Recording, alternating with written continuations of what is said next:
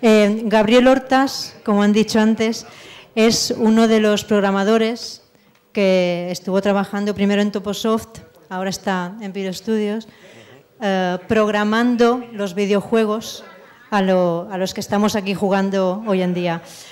Me acaba de explicar, que yo no sabía, que ahora no, pero antes el programador que programaba el videojuego también se inventaba la historia del videojuego, ¿vale? No es que tuvieran, como yo me imaginaba, una Biblia de personajes sobre la que construir y que si matan a un caballo te sale un unicornio y si te matan al unicornio te sale un elefante. Ellos programaban, picaban, eran técnicos y eran escritores, ¿vale? Eran los redactores los que hacían todo el desarrollo de los personajes y del videojuego, que no deja de ser una historia. Y como ha dicho también antes Juansa, el más conocido era Lorna, ¿vale? Lorna era una super chati típica de videojuegos, ¿vale? Las carátulas las dibujaba Alfonso Azpiri, que era también otro super dibujante de cómic, que le daba a la historia, a los personajes y a todo un puntazo, ¿vale? de coherencia estética con respecto de otros juegos, y seguramente por eso fue el más aclamado, el más famoso y el que todo el mundo ha jugado. Y poco más. Esperando que la señal de imagen... Si es que no puede tocar nada. Mucho MSX, le das algo que tenga menos de 30 años y no... Si no, igualmente, pues empiezo ya. No, también. ¿No? Vale, sí, sí. Si no te voy a... Cuando te enchufes aquí... Exacto. Sí. Vale, hola. Buenas tardes, muchas gracias. Bueno, parece que no funciona, yo creo que aquí el MSX sí, pero nos lo ha dejado esto... se ha conectado a internet, ha metido un virus a esta y lo tenemos chungo. Vale, en cualquier caso tampoco pasa nada porque la presentación, pues bueno, la puedo hacer igualmente sin las diapositivas, que no son más que para reforzar. Voy a empezar a comentar un poco lo que estaba comentando aquí, de cómo se hacía un videojuego antes y cómo se hace ahora, que quizá tenga cierto interés. Y efectivamente yo soy programador, empecé siendo programador, sigo siendo programador, porque es lo que he estudiado, lo que he trabajado. Y lo que pasa que antes, hace 20 años, cuando hacíamos un juego, el programador, y lo único que sí que era distinto, que casi nunca hacía el programador, era los gráficos, que muchas veces sí, y la música, que ya la hacía Gominolas, que no está, pero vamos, que lo que sí que hacía un programador hace 20 años, ¿cómo hacemos un juego? Se nos ocurrió una idea de cualquier tipo, nos reuníamos 2 o 3 personas y empezábamos a dar vueltas a la cabeza de cómo hacer ese juego, cómo sacarlo adelante, y no había esa diferencia que hay ahora entre programador, diseñador, sino que todo el mundo un poco hacía lo mismo. Voy a coger los papeles porque si no... Tengo por aquí. Me voy a sentar. ¿Cómo se apagaba? Vale. ¿Se me oye bien? Sí, ¿no? Vale, voy a repasar un poco, como el título de la conferencia es la historia del videojuego de ayer y hoy. Voy a empezar un poco hablando lo voy a centrar sobre todo en mi experiencia, en el tiempo en donde he trabajado. Yo empecé trabajando en Toposoft, que bueno, antes ya en alguna otra conferencia se ha oído hablar. Mis primeros pasos en ordenadores yo creo que han sido como los de casi todos, que ha sido, bueno, como lo de casi todos en España. Lo primero que vimos fue los ordenadores Sinclair. Yo creo, bueno, algún otro... ¿Cuál fui? Sí, pero vale, pero yo creo que verlo físicamente, yo creo que llegaron antes, no lo sé. Bueno, yo es el recuerdo que tengo de joven, de ver en concreto el ZX81, es el primer ordenador que yo he visto, que tenía la friolera, ese sí que era un K, y tenía el teclado, creo que hay arriba algún ZX81, ¿no?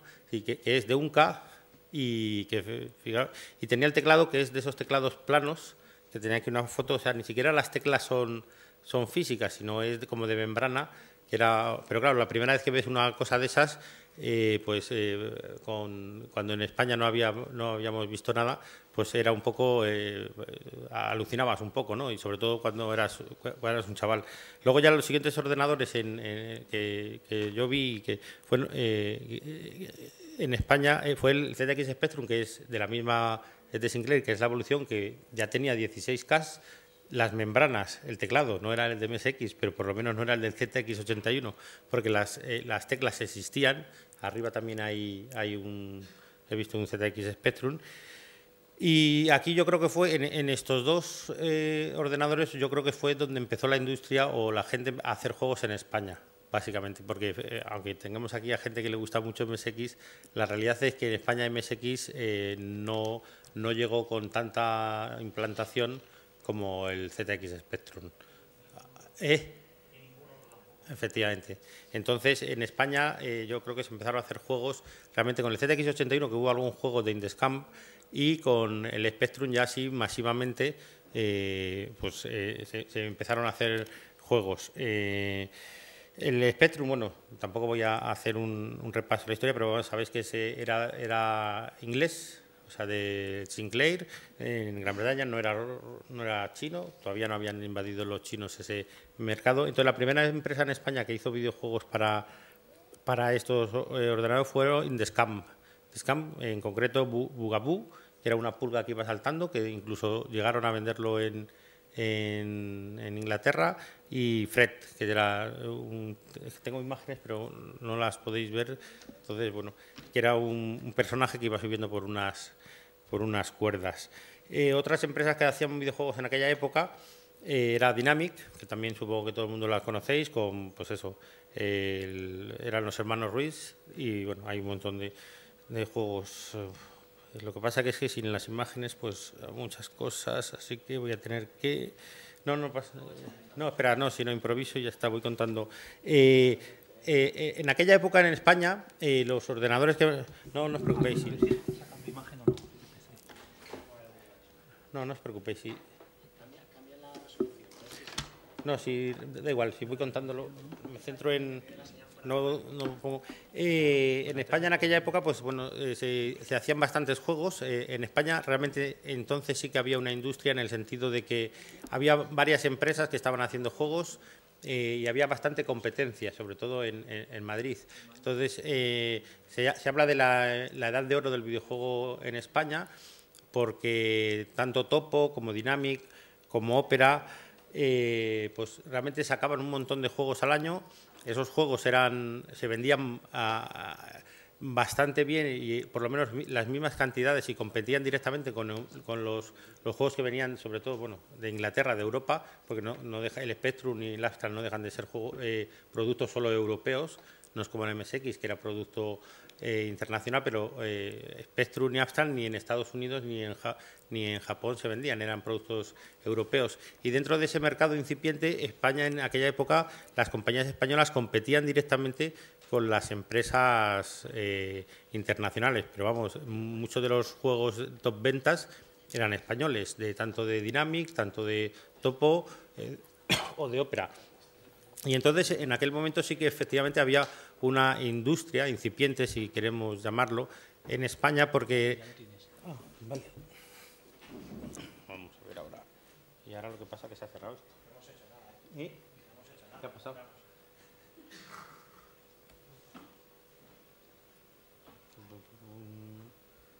El problema ahora es que se me ha cerrado.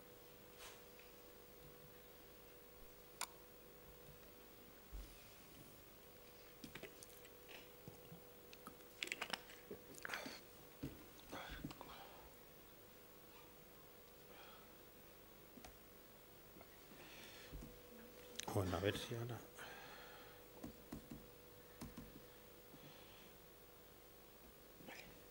Bueno, es un poco lo que os estaba hablando.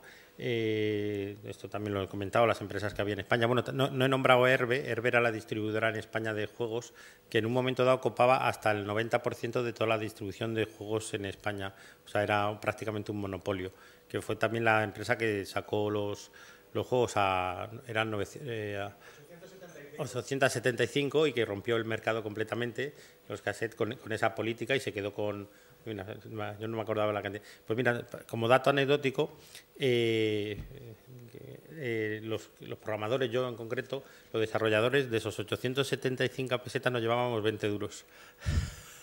O sea, para que veáis un poco o sea, era todo redondo. O sea, nosotros nos llevábamos 20 duros. Creo que en disquete valía 1.400, ¿no? No. Vale.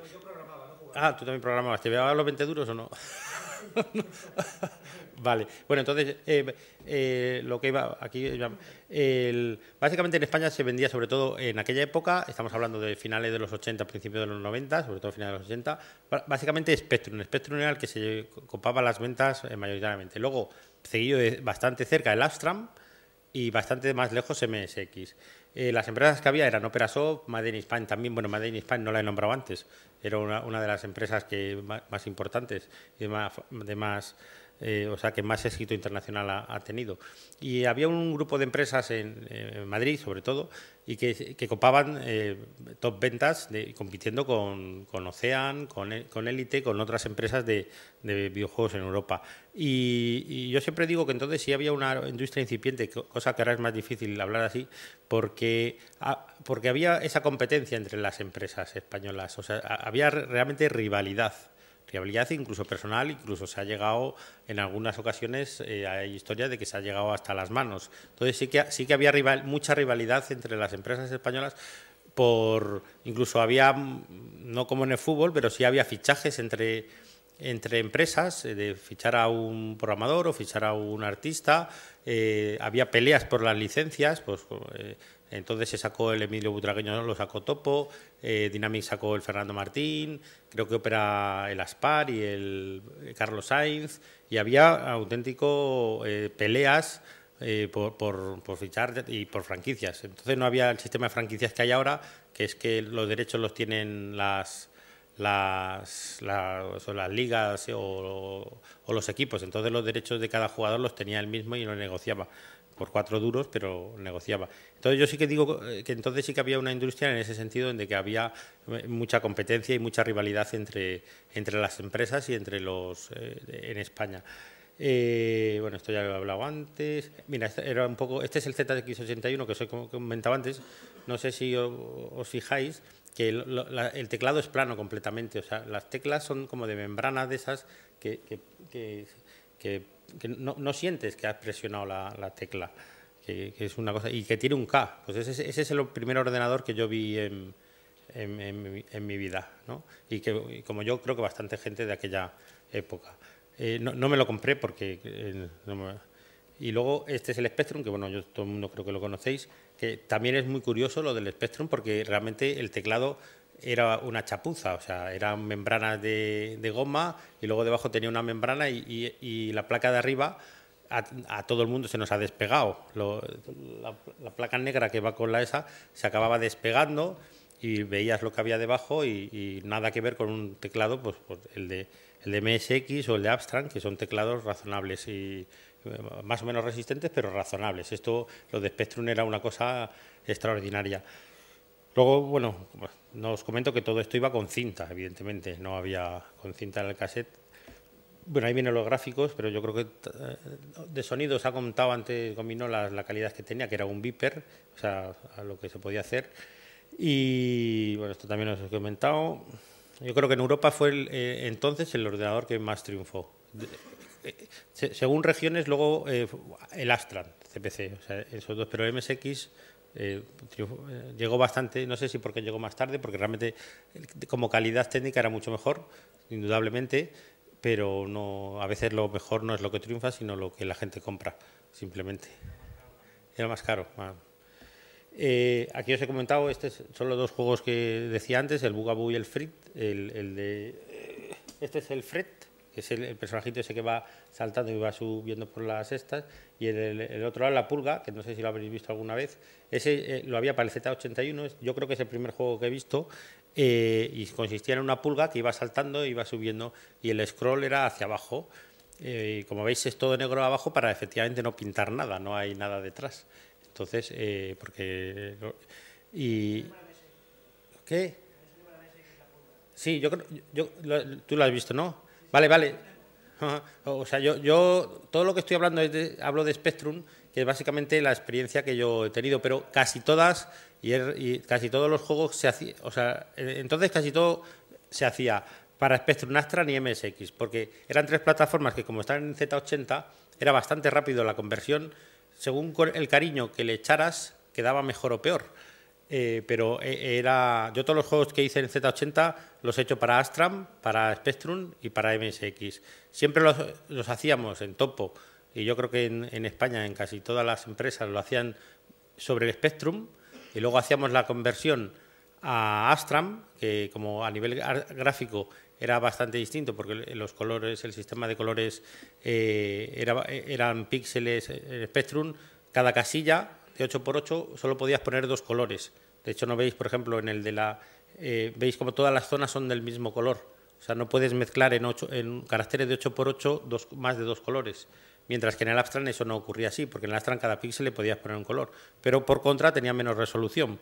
Entonces, bueno, si hacíamos la conversión de Spectrum a Astran dedicándole un tiempo, y yo sé que alguien me va a matar porque ayer lo comenté y casi me pegan, la conversión a Spectrum pues se tardaba hacerlo una noche. O sea, de un día para otro hacíamos la conversión a MSX, perdón, de Spectrum a MSX. En verdad, si lo vemos, si lo analizamos, es un crimen, porque yo lo sé, pero las ventas de MSX no eran muchas. Era absurdo no sacar la versión en MSX de todos los juegos porque te llevaba muy poco tiempo, y lo hacían. Evidentemente, toda la gente de MSX nos criticaba porque no aprovechábamos ni nada de los rendimientos. Pero entonces erais minoría, aunque ahora sois mayoría, porque es la realidad. O sea, la gente que éramos de Spectrum y eso, yo creo que ya no... ahí se ve un poco la calidad de un hardware, ¿no? Es decir, ya nadie trabaja para Spectrum, el Astran, bueno, sí, pero ¿cuánto? No sé, pero yo creo que es bastante más para MSX. Yo he trabajado siempre para Spectrum, pero a mí siempre me ha gustado más la arquitectura de MSX, me ha parecido más sensata. Vale, vamos a ver, cuando he dicho que yo lo reconvertía sin mucho cariño, porque le dedicaba una noche, Gominola le echaba un poco más de cariño. O sea, Gominola sí que trataba de aprovechar más la música, y de hecho casi todas las composiciones sí aprovechaba el chip de sonido tanto del Astran como del MSX. No sé si al máximo, porque tampoco, pero sí que él tardaba más de una... O sea, él sí le ponía, pero a nivel gráficos y a nivel técnico no hacíamos... Bueno, los que habéis visto juegos de MSX de empresas españolas lo sabéis. Y yo creo que en Inglaterra poco más o menos se hacía lo mismo. Yo creo que los únicos juegos que realmente han aprovechado las cualidades del MSX han sido de Japón, en general. ¿También? ¿Ópera? Ah, vale, pues... yo como a los de Ópera trabajaba a topo y hiciera lo que hicieran estaba mal, pues no me fijaba si hacían bien los juegos de MSX. Ahora tendría que decir, es lo único que hacían bien para... Pero bueno, no. Entonces había muchos piques y bueno, realmente no me fijé en los juegos de MSX y cómo lo hacían. No, y de todas formas, Opera ahora ya han hecho juegos muy, muy buenos, y Dynamic también, pero yo creo que de las empresas, bueno, aparte de Made in Japan, Opera era la que más nos gustaba, dentro de que no podíamos decirlo entonces. Bueno, aquí tenéis imagen de Dynamic. Yo creo que Dynamic lo conocéis todos, porque Dynamic además ha seguido durante mucho tiempo. A mí el juego que más famoso yo creo que ha sido el Fernando Martín, de Dynamic, porque yo creo que fue la primera licencia española realmente, y creo que llegó a vender 1 millón de copias, si no me equivoco, y luego ya se vendió el Butragueño, que también vendió 1 millón de copias. Estamos hablando de barbaridades, bueno, aquí tenéis las imágenes del Astran, como este sí tiene el teclado, este ya es el que lleva disquete de 3 pulgadas, que no de 3 pulgadas y un cuarto, ni un medio, sino de 3 pulgadas y de doble cara, que eso también es este era también de doble cara, como el de Spectrum, si no me equivoco. Era el que dabas la vuelta, tenías que dar la vuelta para ponerle a la otra cara, si no me equivoco, o no. ¿Sí, no? Sí. Yo como venía de Spectrum, cuando lo vi, pues claro, me quedé con los ojos, pero efectivamente eran 3 pulgadas, que no es del... 178K por cara. Efectivamente, y tenías que darle la vuelta a la cara, porque el Spectrum Plus 3 también tenía el mismo formato y también tenía, y es una cosa bastante curiosa que siempre, que es curioso, supongo que aprovecharían solo un lector del disquete y entonces si tú querías poner la otra cara, o sea, como los tocadiscos, que yo creo que esto es mucha gente, pues entonces a mí me llamó la atención mucho y bueno, y es curioso, era 3 pulgadas, que era un poquito más pequeño que los estos y de doble cara, no era de... bueno, aquí tenemos MSX, tampoco voy a enseñar más porque ya habéis visto todo de MSX ha habido y por haber.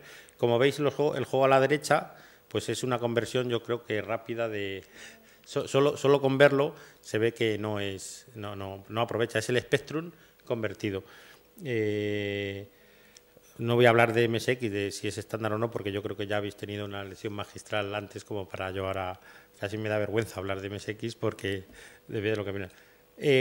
Hubo también otros ordenadores entonces, pero realmente en España no triunfaron. O sea, había gente que tenía y a nivel de software, no dejo de estar hablando de la industria del videojuego, a nivel de industria, a nivel de ventas de videojuegos, eran insignificantes. Ya os comento, era Spectrum, Astran y MSX. Luego primero era Spectrum Cassette, Astran Cassette, luego fue evolucionando del cassette al Astran el 3 pulgadas y luego Spectrum también fue evolucionando porque casi todo el mundo que tenía un Spectrum acabó comprándose un Spectrum Plus 3 y entonces empezaron a vender, en vez de cassette, pues los disquetes. Bueno, aquí no hablo de la piratería entonces, que eso sería otra batalla para hablar porque entonces no dejan de ser juegos que se vendían en cassette y que se podían copiar en cassette, o sea, de cassette a cassette, que eso también, o con 2 cassettes, con un cable, evitando que hubiera interferencias para que se grabara bien, y había programas que se copiaban. Aquí no sé, en Mallorca no conozco, pero en Madrid, en el Rastro, que no sé si lo conocéis o habéis oído hablar, que se celebra los domingos y es en el centro de Madrid y en donde se vende de todo, pues había tenderetes de gente vendiendo y luego había redadas, o sea, era un poco... No es como ahora que hay mucha más piratería, pero es en Internet, no deja de ser oculto y desde tu casa. Entonces y tampoco entonces existía la piratería de lo que llaman el top manta, ¿no? Se vendía en el Rastro, en ferias, y bueno, eso es otra batalla que tampoco... aquí sigo hablando de las empresas y de aquí me quedo con la frase que dice equipos de 3 a 6 personas. Lo demás es un poco lo que he estado comentando. Lo más importante entonces en la industria entonces y en cómo se hacía un videojuego es que con 3 personas o 6 en poco tiempo lo podías sacar un juego. En 3, 6 meses incluso una persona solo podía hacer un juego y ese juego podía competir con las empresas a nivel internacional. Y esa es una gran diferencia que hay con referente a cómo está ahora mismo el sector. Ahora mismo una persona puede sacar un juego que podríamos llamar indie, pero nunca o muy difícilmente va a poder competir con juegos de AAA. Sin en cambio, entonces, con ganas, con esfuerzo o con suerte, como sería mi caso, pues sí, echándole horas, echándole trabajo, sí podías hacer un juego, diseñar un juego, pensar en un juego y en poco tiempo, sin ningún medio, simplemente tu esfuerzo, entrar a competir a nivel internacional o a nivel nacional y tener éxito. Ahora mismo eso ha cambiado muchísimo. ¿Por qué? Porque ya los juegos, ni siquiera hablábamos de presupuesto de un juego. No se hablaba de cuál es el presupuesto de un juego. Se hacen, cuánto tiempo vais a tardar, sois 3 personas y se hacen. Nadie se ponía a hacer ni cuentas. Ahora, evidentemente, para hacer un juego que se tarda 3 o 4 años, que intervienen 40 o 50 personas, lo más importante es tener dinero para pagar a esas 40 personas durante 3 años. Y entonces hay presupuestos y entonces la industria ha cambiado brutalmente. Entonces era una industria que salía de la nada, no existía industria, no existía el mercado, no existía distribución. Acababa de salir el ZX81, ese que os he enseñado, que era como no sabemos para qué funciona. No había empresas de distribución, Herbe ya se asentó. No había un precio fijo, Herbe ya lo fijó. Y entonces lo que se hacía era artesanal. que un poco también lo ha estado comentando antes Gominolas. La herramienta era lo de menos, lo importante eran las ganas de hacer cosas. Y entonces no había industria, podíamos hablar de artesanía, es decir, se hacía, no había, o sea, los programadores, los diseñadores, no sabíamos cómo se hacía un juego, no había un libro que dijera así se hace un juego, ni había un modelo de alguien hubiera hecho un juego y hubiera dicho lo hemos hecho así, estos son los pasos, esto es el camino. Cada uno hacía las cosas como quería, sin haber aprendido de ningún lado. La industria no tenía un... Bueno, la industria no tenía un patrón de cómo se hace, cuál es el proceso de creación de un juego. Nadie lo había escrito. Entonces era pura artesanía. Es decir, cada uno hacía las cosas como quería, como podía. La información, no existía Internet. No había donde conseguir información. Tenías que buscarte la vida. Y por eso, precisamente, con poca gente se conseguían resultados. Las máquinas, por otro lado, no daban para más. No podías rellenar más cosas. Yo, por ejemplo, ahora...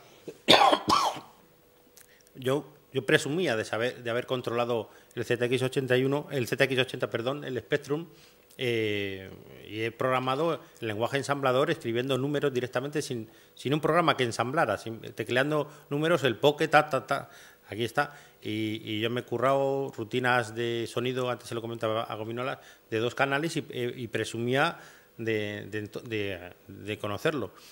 Pero claro, viniendo aquí y viendo el nivel técnico que tiene la gente, o sea, yo no tenía ni idea. O sea, yo no conocía nada. Porque es que todo lo que conseguí lo hice sin ninguna información. Y ahora, efectivamente, hay tanta información que se puede sacar mucho más rendimiento a las máquinas aquellas porque hay información de... O sea, yo si hubiera querido aprovechar el MSX, seguramente me hubiera costado mucho haber conseguido toda la información necesaria para exprimir el chip o para exprimir cualquier cosa. Para Spectrum yo tenía un libro que conseguí de mala manera y nada más. Y las revistas, y teclearte lo que ponían las revistas en algún artículo por ahí y luego trastear, probar y probar y probar. Entonces al final sacaban las cosas porque salían, un poco también como vosotros, porque todos los que estáis aquí pues tenéis esta pasión por hacer cosas y por indagar. Pues allí entonces pues era lo mismo. Y entonces, bueno, a lo que comentaba, yo presumía de conocer el Spectrum y de haber trabajado, he trabajado muchos años profesionalmente en eso, he hecho juegos, el Icebreaker supuestamente se anunciaba como técnicamente perfecto, ese era el anuncio que ponía en las revistas, pero evidentemente ahora viendo el nivel que tenéis vosotros, mucha gente de la que está aquí, me doy cuenta que no conocía ni una 1/10 parte de lo que tenía que haber conocido. No porque fuera un dejado, es que no conocíamos nadie, porque no teníamos información de ningún tipo. Efectivamente, sí, claro. Los juegos salían por lo que te he dicho, por echarle agallas, pero la información que teníamos era nula, trabajábamos a ciegas. Por eso estoy un poco tratando de explicar un poco cuál era la situación entonces. Por eso lo llamo artesanía, de alguna manera. Es decir, no sabes nada, pero tú quieres hacer algo. Al final, con ganas, con esfuerzo, lo sacas. Pero luego te viene alguien y dice, no, esto no se hace así, sino así. Tú dices, llevo 3 meses para hacer esto y ahora me dices que lo podía haber hecho en un día, te mato. O yo, por ejemplo, a nivel personal descubrí lo que yo llamaba el negativo, que era... Y yo fui a Topo, cuando fui a Topo,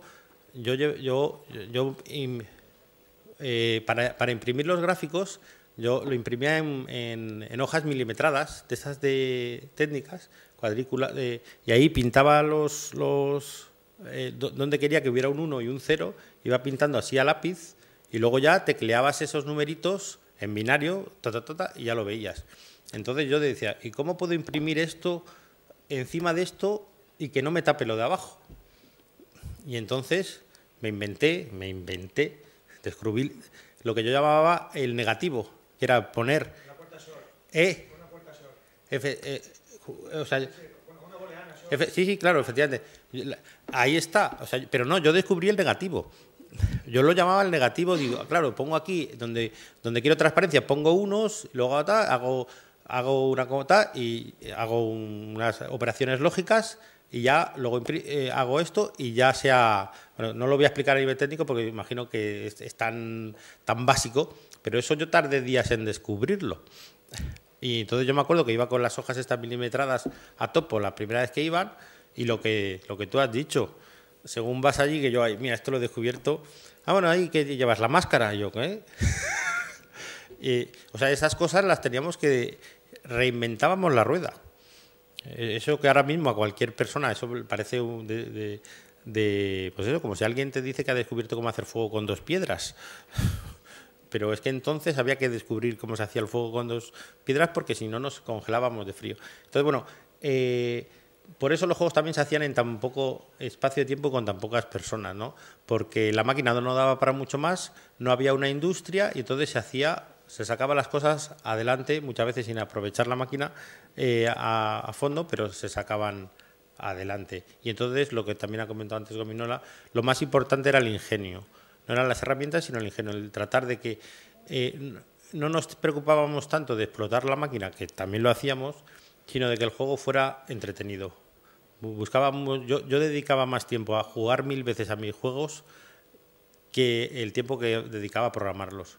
Y el ajustar aquí un poquito más lento, aquí un poquito. Yo me acuerdo de la iBreaker que tenía 6 niveles que me los habré jugado, pero durante de los 3 meses o 4 que tardé en hacerlo, 2 meses jugando y jugando y jugando y haciéndolo ahora, dándole más tiempo a esta fase, quitándole más tiempo que aquí dispare más. Era la mayor dedicación que teníamos.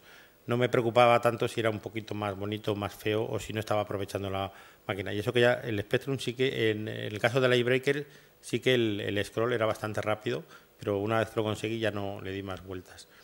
Bueno, aquí sigue habiendo imágenes de juegos.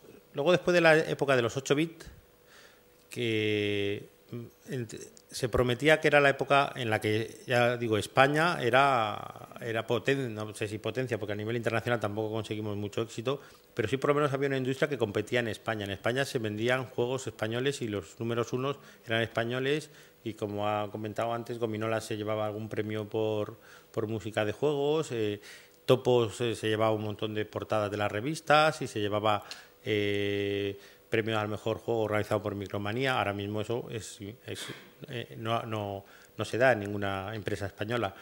Entonces, se prometía la llegada de los 16 bits. Y la llegada de los 16 bits, ahí España, ahí fue un fin de la edad de oro, llámalo como sea, porque no nos supimos adaptar, o no se supieron adaptar, o España en general no nos supimos adaptar. Por muchas razones. Una de las razones es que se hablaba del Atari. Mucha gente, había una pelea entre si el Atari o el Amiga eran los 16 bits o el PC. Otra vez pasaba lo mismo. Todo el mundo estaba de acuerdo en que el Amiga y el PC y el Atari ST eran mejores máquinas que un PC. Pero curiosamente mucha gente pensaba que el PC era una porquería que no iba a triunfar. O sea, ahora lo dices eso y dices, bueno, ya se le ha ido. Entonces no existía Windows.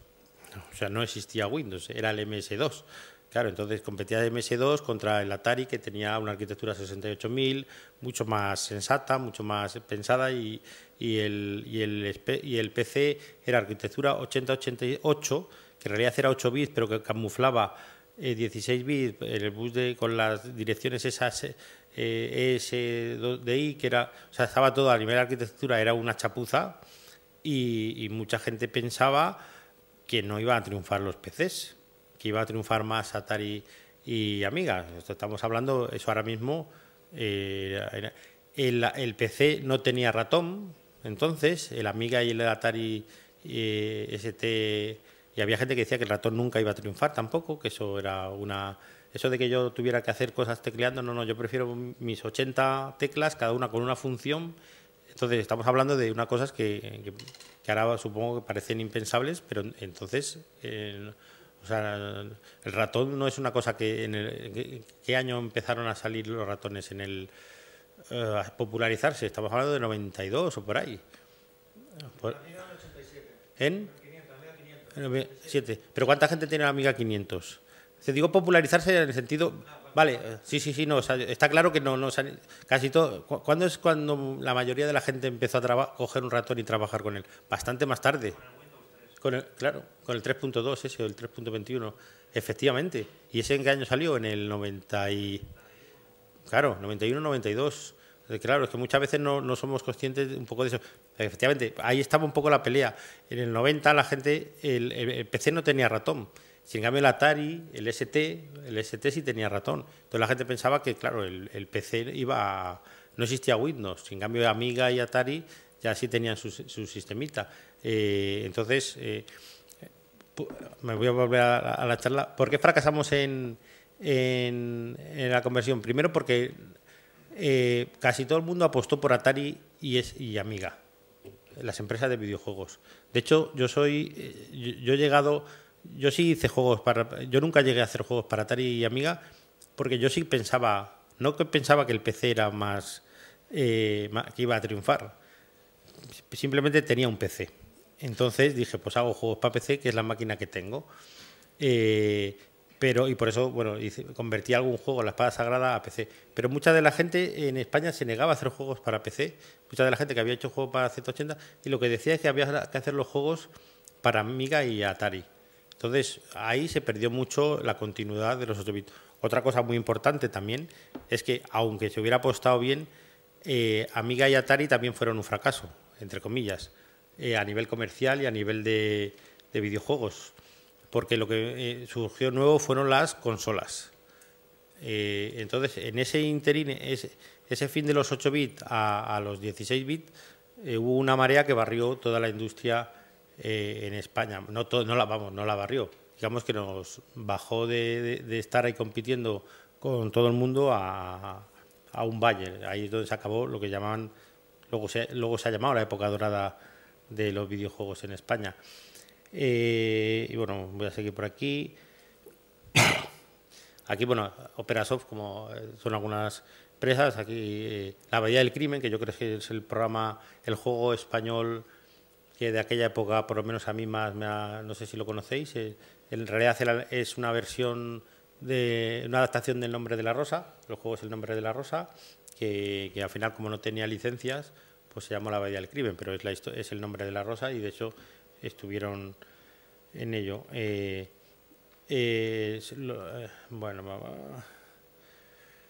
Casi todo el mundo en aquella época, había mucha gente que trabajaba freelance, que no sé si lo he comentado. Yo, de hecho, nunca he trabajado en nómina para Toposoft, siempre he sido freelance. Y eso era muy, muy normal, que tú hicieras un juego, lo llevabas a Topo o a Opera o a Dynamic y te lo publicaban. Lógicamente aportaban mucho más que eso, no era que ibas, luego el siguiente proyecto lo hacías trabajabas con ellos, te daban ellos la idea, hablabas con eso, pero sí que sin estar contratado se trabajaba. En el caso de La Abadía del Crimen tampoco, también fue un juego freelance. Aquí tenéis más juegos. Este es otro juego de la serie Fred. Ahí tenéis el juego de Figurat, también fue una empresa bastante importante que sacó el Carlos Sainz. Antes he dicho mal que era Opera. Y Figurat luego se convirtió en Gaelco, que no sé si también llegáis a conocerlo. Bueno. Aquí tenéis algunas referencias a Toposoft, que es donde yo empecé a publicar mis juegos. Paco Pastor, que no sé si habéis oído hablar, que es una persona que no solo fundó Topo, sino que antes había fundado RB Software, que entonces ya os comento que tenía el completo monopolio de la distribución de juegos en España en aquella época. Paco Pastor era un integrante del grupo Fórmula 5 o Quinta, no sé cómo se llama, y bueno, se dedicó a esto. Y Javier Cano, pues fue el primer director de Toposoft, luego llegó a Gabriel Nieto. Algunos juegos, mira, he puesto un juego de MSX ahí como ejemplo de Topo. no lo he hecho conscientemente, simplemente. Aquí un poco es lo que he comentado un poco antes. Gabriel Nieto, que era yo cuando entré estaba Javier Cano, pero luego ya enseguida fue Gabriel Nieto, que también es una persona, yo creo, bastante importante en la historia de juegos en España. Fue director de Micromanía también al principio, luego se pasó a Topo, a Herbe, y ahora está en Nintendo España, en el Club Nintendo. El Viajes de la Tierra yo creo que es el juego... no voy a decir que es el mejor juego de Toposoft, porque yo creo que mucha gente dirá que el Mad Meat, o habrá discrepancias en eso, pero yo creo que sí que es el juego que se llevó más premios y que un poco De la última época, el que más éxito tuvo. Porque también hacíamos, curiosamente, grandes lanzamientos, que el gran lanzamiento fue el viaje al centro de la Tierra aquel año, y todas las revistas lo sacaban en portadas de las revistas y publicaban mapas y tal, cosa que ahora mismo es impensable. Y Micromanía pues no realmente daban bastante publicidad a nuestros proyectos. Viajes al centro de la Tierra es el que he firmado. Antes alguien me había... para que veas que lo tenía aquí, ¿eh? Vale.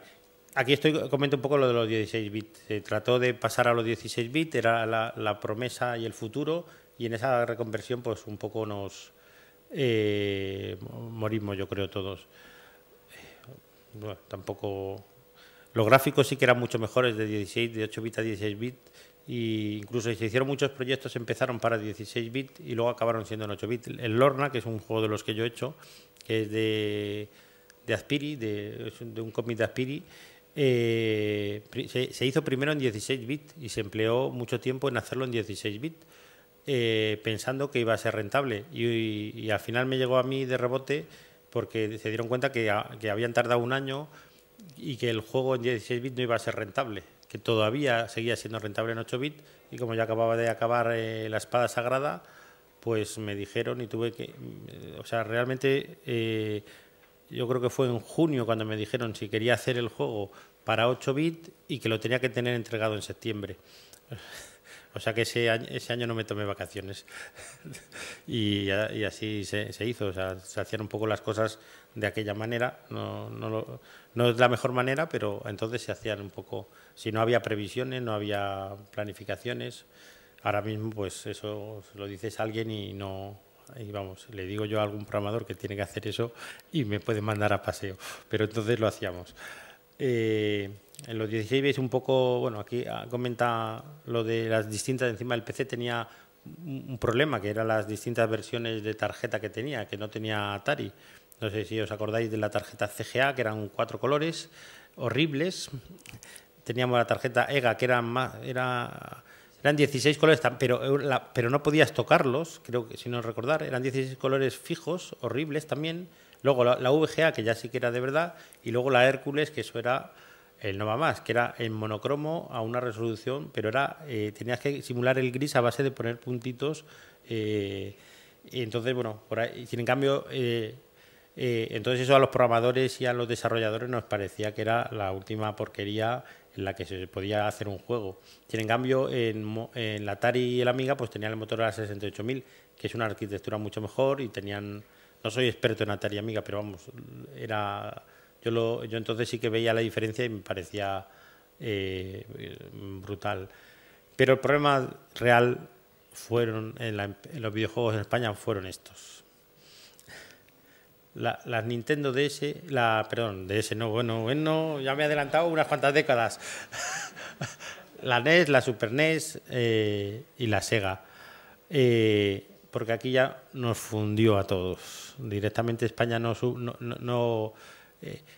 hacer un juego para Spectrum era, yo lo hago, le dedico esos 3 meses, contrato a alguien que me haga una carátula, puedo grabar los que quiera y lo hago, si es bueno o malo, eso ya es mi problema. Aquí está Sega y aquí está Nintendo por medio. Tengo que pedirles un kit, tengo que negociar un kit con ellos. Cuando esté hecho el juego, tendré que negociar, ellos tendrán que probar el juego, y si no les gusta o el juego da fallos, no me lo van a sacar, lo van a distribuir cuando ellos quieran, y el soporte son 9.875.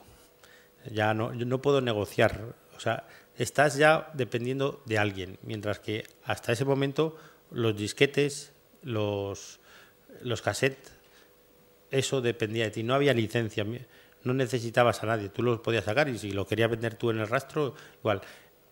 Con las consolas era un poco, entre comillas, lo que hay ahora en Internet. Tú en Internet puedes distribuir lo que quieras, puedes hacer un juego y que la gente se lo descargue. Antes no era así, pero bueno, lo podías vender en cassette, tenías que pasar por una distribuidora. Pero es que aquí ya entran, a nivel de desarrollo, entran 2 empresas que son Nintendo, Sega o Sony o Microsoft con la Estoy hablando de las consolas. Las consolas cambian el concepto completamente de desarrollo de videojuegos porque ya estás dependiendo de unas empresas mastodónticas, de unos kits que ni siquiera puedes programarlo. Tú un PC puedes programarlo tranquilamente, pero para programar cualquiera de estas consolas, o hablo ya de PlayStation 3, de la DS, ahora sí hablo de todas las consolas, necesitas un kit de desarrollo para programarlas, unas librerías. Esto ya estás a expensas de ellos. Y eso yo creo que ha sido la asignatura pendiente es que, vale, tú cuando me digas, ¿vale? Que al final, pues mira, iba a poner la videojuego ayer y hoy y me he quedado en el ayer. O en el antes de ayer. Vale, entonces, bueno, esto sí es importante. O sea, las consolas marcan un hito completamente distinto para un desarrollador. Aquí, por ejemplo, ninguno de nosotros, bueno, no puede hacer un juego para consolas de hoy a mañana, salvo para la Xbox Live. O sea, finalmente han abierto cierta parte, pero no para distribuirlo en CD. Sin cambio, para PC, para Spectrum en su momento sí se podía hacer sin ninguna dificultad. Y aquí la industria de videojuegos en España no se adaptó, porque nadie hizo nada. Entonces se siguió haciendo para PC, se siguió haciendo para Amiga, pero ya estás fuera del mercado. Ya estás completamente fuera, porque la gente ya no compraba juegos ni de Spectrum ni de PC, compraba juegos para consolas. Y ahí la industria en España de desarrollo pues prácticamente nos mató. Fue el cambio. La gente pensaba que nos íbamos a pasar a los 16 bits y lo que la gente no quería eran mejores máquinas, que sí lo quería. Lo que no quería era un cassette. O sea, la gente lo que estaba harto era del cassette. O sea, el cassette y de todo el tinglado. Lo que quería era una consola para jugar, porque al final mucha gente tenía el Spectrum, tenía el Amstrad, solo para jugar. Y lo que realmente no querían una Amiga, un juego una máquina más potente, sino realmente lo que se quería era una máquina solo para jugar. Y eso fue, eso nadie lo vio y nos comió. Ahí pone la penúltima frase, ahí terminó la Edad de Oro. La que luego llamaron Edad de Oro, que yo no sé por qué lo han llamado así, porque de oro yo no me hice, desde luego. No sé si se hizo alguien de oro, pero bueno. Y entonces lo único que quedó para desarrollar era el PC. El PC sí que es libre. Tú puedes desarrollar para PC, lo grabas en CDs o en disquetes. Entonces, solo se siguió desarrollando juegos. Hombre, supongo que alguien me dirá, alguien haría algo para consolas. Yo no lo conozco, pero supongo que sí. Yo, por ejemplo, sí trabajé también para máquinas recreativas, pero como forma testimonial porque una empresa por ahí quiso apostar, pero son cosas testimoniales, no sean. Bueno, Gaelco sí que sacó ¿cómo se llama? El PC World Rally, ¿no? Se llama. Yo lo llamo PC Rally porque, de hecho, yo hice una versión que se llamaba DDM Rally del World Rally, pero son cosas puntuales. No era como os comentaba antes, que sí que era una industria, porque había varias empresas en España que competían. Ahora uno está mejor, este año te llevas tú el premio, otro año te lo quitas tú. Y luego, sin cambio, lo de Gaelco fue una cosa puntual, que tuviera un éxito brutal, pero tampoco se continuó, porque luego.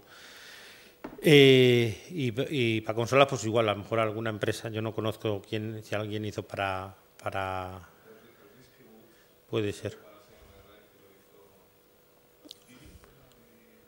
Vale, bueno, en cualquier caso, son cosas testimoniales. Lo que es la realidad es que, como industria, lo que llaman industria, que yo nunca he pensado en industria, ojalá fuera industria, pero ahí murió. Entonces, sí, lo que sí que se sigue continuando es desarrollando juegos para PC.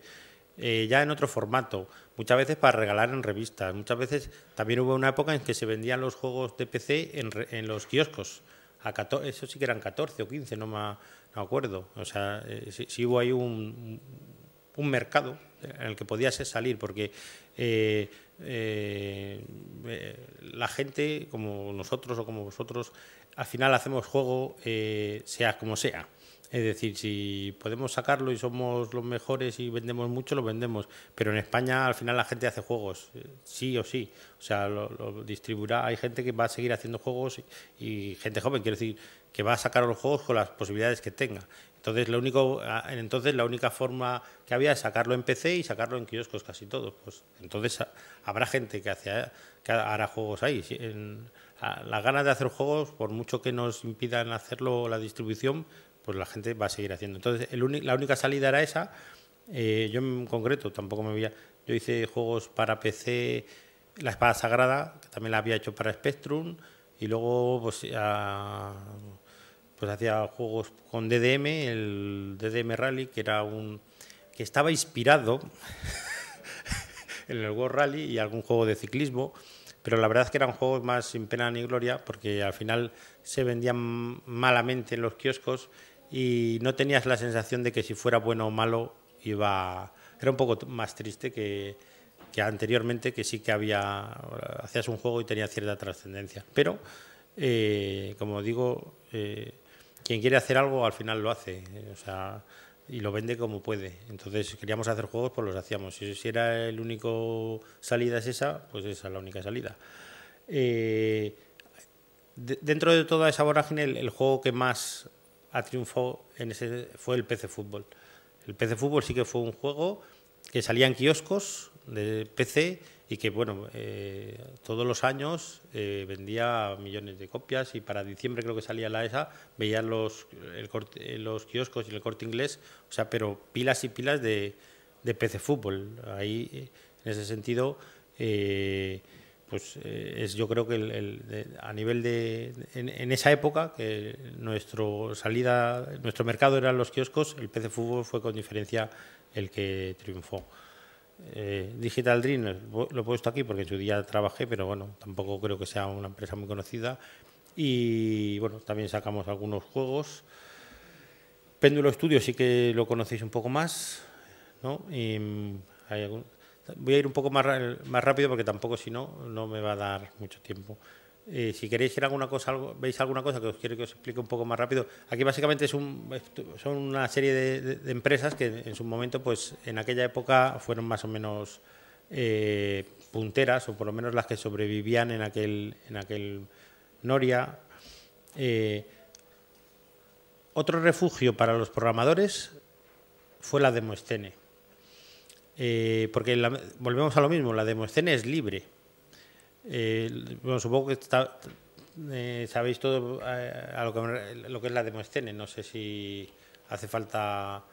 Es eso, la demo. Hacer demos lo más chula posibles y lo más guays. No se trata de vender, no se trata de hacer nada, no se trata de hacer un juego, sino simplemente de explorar al máximo la máquina y hacer una demo que explote y que saque el mayor rendimiento a la máquina. Entonces, otra salida ya que volvemos a lo mismo, como es libre, pues mucha gente se dedicó. Vale, ¿quieres que me hagan preguntas a lo mejor? Vale, sí, porque bueno, al final me he quedado muy... Pero bueno, si queréis hacerme alguna pregunta... ¿No hay preguntas tampoco? A ver.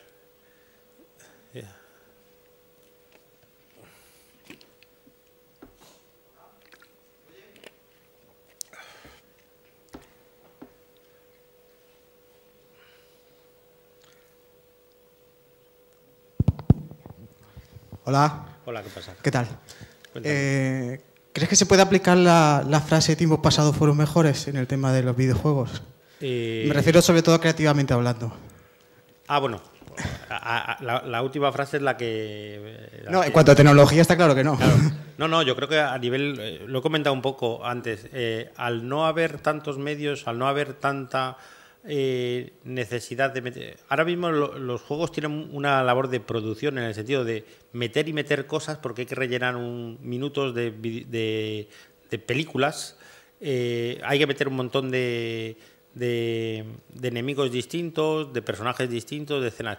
Y entonces se va muchas veces el trabajo en meter mucho alrededor de poco juego. Y antes era lo contrario. Yo realmente en un Spectrum no podías meter más. Tú tenías 2 gráficos y 4 cosas más. Y te diferenciabas del otro en tu creatividad. Mientras que ahora la diferencia es en la pasta que tengas y en lo capaz que seas de producir más material. Entonces, en ese sentido, y lo ha comentado también antes Gominolas, la escasez potencia, creo que la frase era así, ¿no? La escasez potencia la creatividad. Y eso es así, es decir, el no tener más que hacer me obliga a que tengo que ser más creativo. Y si no, es mucho más fácil hacer más.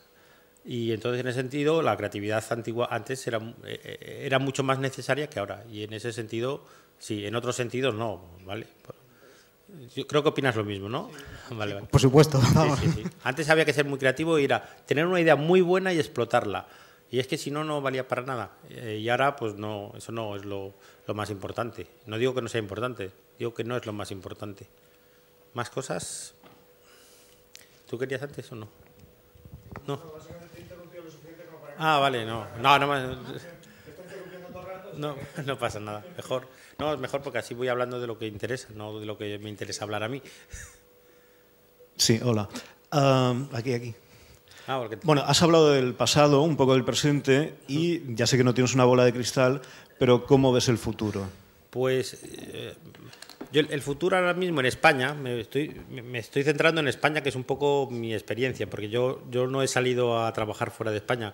Una de las salidas que tuvo mucha gente es salir fuera de España a trabajar, muchos programadores, y que sigue pasando. O sea, entonces, el futuro en España, pues yo creo que para consolas está muy complicado, porque hay unos presupuestos muy grandes, triple SaaS, juegos AAA con presupuestos de 15, 20 millones de euros, va a ser muy complicado que se hagan en España, salvo quizás Mercury. Y para PC tampoco hay grandes ventas. Entonces, en España yo creo que ahora mucha gente está apostando por el único sector, digamos, libre y que se puede trabajar, que es Facebook. Juegos online, juegos Facebook, juegos sociales.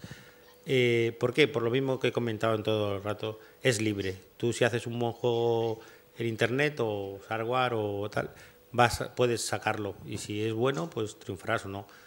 El problema en España para hacer juegos para consolas es muy complicado, salvo, bueno, Xbox Live, pero eso no deja de ser juegos indie, si quieres, no de alta producción. Entonces, el futuro, pues siempre el que quiere hacer juegos los hace y encontrará algún hueco donde asomar la cabeza.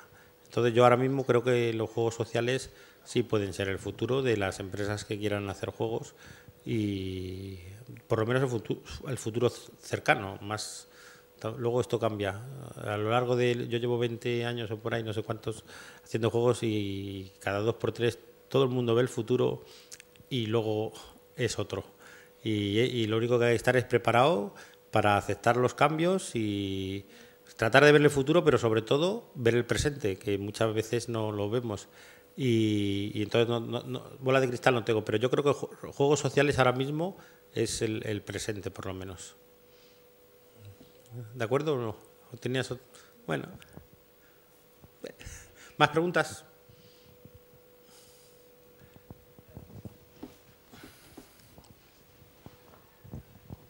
Has mencionado juegos sociales, Facebook, pero también para Android y iOS, ¿también tenéis algo preparado? Vale, bueno, he dicho... No, para la telefonía móvil, que sí, está vale, tirando para arriba.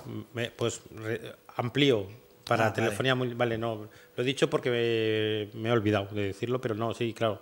O sea, para Mac, para las tablets van a ser también otro, sí, o sea, otro mercado importante. O sea, por lo mismo, porque puedes hacer los juegos, lo metes ahí en el Apple Store o el Android Market y eso también tiene que ir creciendo. Porque las herramientas de desarrollo de Android y de iOS son casi gratis, ¿no? Efectivamente. No lo que decías antes, que eran por una barbaridad por programar un sistema cerrado. Claro, y no solo es el gratis de la herramienta, que en un momento dado es fácil. La diferencia con Nintendo, Sega, Microsoft, Sony, para las consolas, es que luego cuando tú haces el juego se lo tienes que dar a ellos, y ellos tienen que hacer un chequeo a muerte para que ese juego, antes de sacarlo, o sea, ellos tienen que dar el visto bueno al juego. Sony no saca todo lo que le des. Ellos cuidan mucho sacar una serie de títulos. Sony no quiere que haya más títulos de los que ellos pueden vender. Entonces es un freno, ya no solo en la herramienta, sino que luego ellos te frenan. Mientras que iPhone y Android, ahí tú haces un juego y no te van a poner ninguna pega, salvo que hagas alguna cosa ilegal o o hagas alguna de las features, implementas alguna de las features que expresamente Apple no quiere que esté en su teléfono, en principio no, es casi libre. Entonces sí, ahí yo rectifico por la pregunta. Mira, él sabía la respuesta mejor que yo. Vale, más cosas. Vale. ¿Alguna pregunta más rápida? Vamos un poco justos de tiempo. ¿Bien? ¿Todo? ¿Sí? ¿Alguien levanta la mano? ¿Marco? Sí, a ver, te oímos desde ahí. Tú tienes buena voz, ¿no? ¿Cuál es la plataforma que prefieres para publicar tus juegos ahora mismo? Si es un móvil, si es iOS o Android. Vamos a ver, a nivel, pues te voy a contestar muy malamente, porque tengo distintas según el ojo, el cristal con que lo mire, como antes la respuesta. A nivel comercial, creo que la mejor plataforma es Facebook, porque hay mucho más.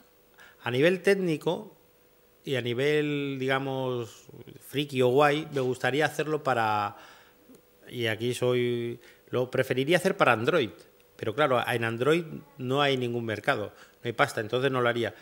Luego también me gustaría para Apple, y ahí en iPhone o en iPad hay bastante más pasta que en Android, desde luego, pero a nivel comercial, a nivel indie sí hay pasta, porque da dinero, pero a nivel empresa que dedica mucha gente a hacerlo, no hay solo 2 o 3 empresas están ganando mucho dinero. Te lo pregunto porque me parece curioso que Android, que se supone que es el sistema operativo que es más utilizado probablemente incluso por desarrolladores, etcétera, y parece que es que no se quieren comprar, que no se quiere pagar los juegos en Android. Sin embargo, el nivel de piratería es mucho mayor, lo que al final os hace a los desarrolladores evitar ese sistema. Entonces, desde aquí era aprovechar tu pregunta con mala leche para lanzar el mensaje de pagaros los jueguecitos en Android, que son 2 pavos. Pues eso. Sí, cuando los paguen y eso, pues yo lo haría. Yo en mi plataforma Android me encanta, tengo mi tablet de Claro, esas. es que tu testimonio me parece brutal, ¿sabes? Es decir, tú desarrollas y estás desechando una plataforma porque sabes que no te va a dar dinero. Efectivamente. Y por otro lado nos peleamos porque esa plataforma es la que queremos, porque es la que es libre y porque estamos contra Apple, que es la que nos tiene encerrados, ¿no? Pero es la que da dinero. Efectivamente. Es un poco lo que decía. Muchas veces la mejor plataforma no es la que triunfa, sino la que se vende más, que no sabes muy bien por qué. Y si te quieres dedicar a esto, para bien o para mal, tienes que buscar el equilibrio en cosas que te gusten hacer, pero cosas que te den dinero, porque si no... Pues eso, los que tengáis un Android, pagarle una caña y compraros el juego. Y el que tenga un iPhone, que también me pague una caña, hombre. Bueno, un fuerte abrazo a Gabriel Hortas, ¿no? Un aplauso, perdón. Estoy con medio bocadillo desde las 7, no pasa nada. Bueno, ahora yo le voy a dar el abrazo. Hala, así no hay que rectificar, no hay que volver a hacer la charla, ¿vale? Porque como tengo que dar un abrazo a todos, va a ser complicado. Bueno, señor, enhorabuena y gracias. Tenemos... Venga. Oye, no, que daros las gracias a todos, que se me ha olvidado, porque por haberme invitado aquí, estoy encantadísimo de venir aquí, que hayáis contado conmigo y daros las felicitaciones por el trabajo que habéis hecho, que he estado arriba, he quedado sorprendido, y animaros, o sea, a seguir haciendo esto, porque independientemente de cuánta gente vende, cuánta gente no venga, o sea, la pasión que le ponéis, o sea, merece la pena. Entonces, os felicito y muchas gracias, ¿eh?